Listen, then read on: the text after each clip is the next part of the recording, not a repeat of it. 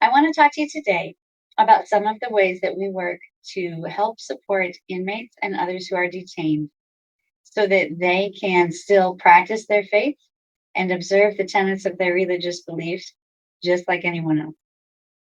The Supreme Court has held that inmates do not check their constitutional rights at the prison door when they become institutionalized. So just because they're in a prison, just because they are incarcerated, does not mean that they lose all rights that they would have under the Constitution. And that especially applies to be able to follow their faith and to observe their religious tenets.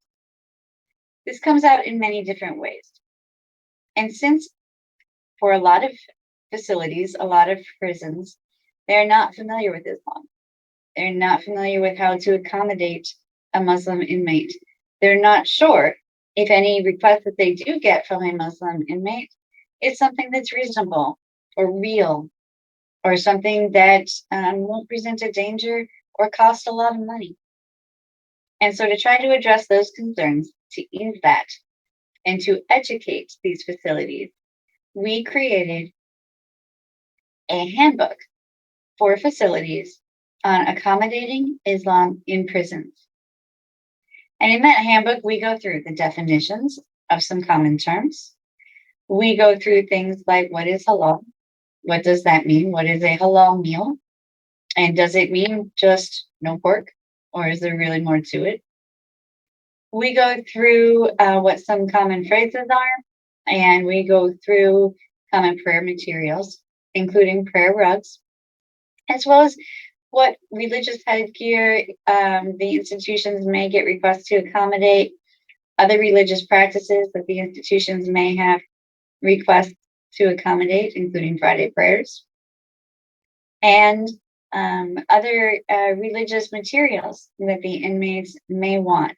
That can be prayer rugs, that can be a Quran, that can be a Quran in Arabic, that can be many other things, some of the hadith that individuals may want to have with them so that they can observe and practice and further develop their faith.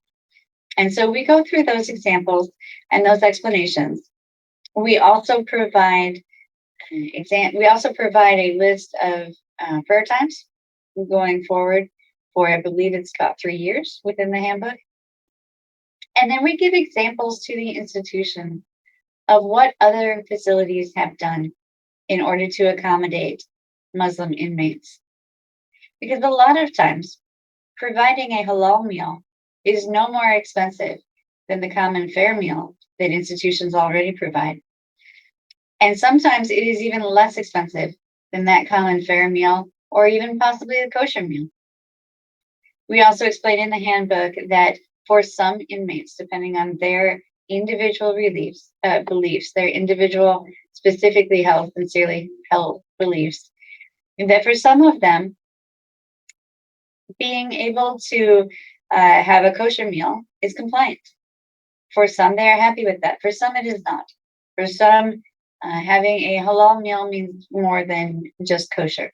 And so we explain the difference between those, and that neither version is right or wrong. Having this handbook and having it available to give to facilities when we have an inmate contact us saying they just don't get it has really helped quite a bit.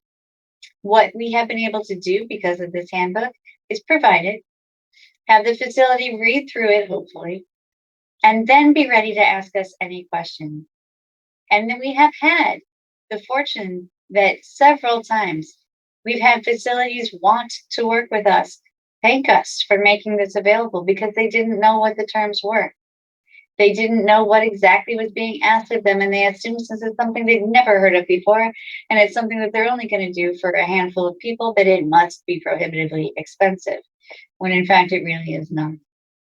So we've been glad to be able to use that opportunity to educate. Education doesn't always solve the problem, unfortunately. When it doesn't, we litigate.